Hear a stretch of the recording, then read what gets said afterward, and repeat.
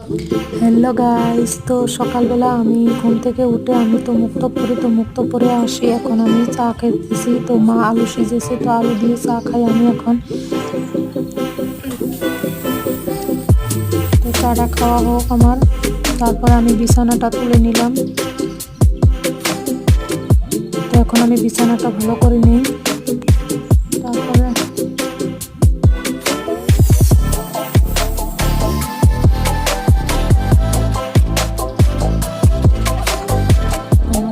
বিছানি হয়ে গেছে। তো দুপুরবেলা আমি আজকে সবজি বানাচ্ছি, মা দেখে দিচ্ছে আমি বানাচ্ছি।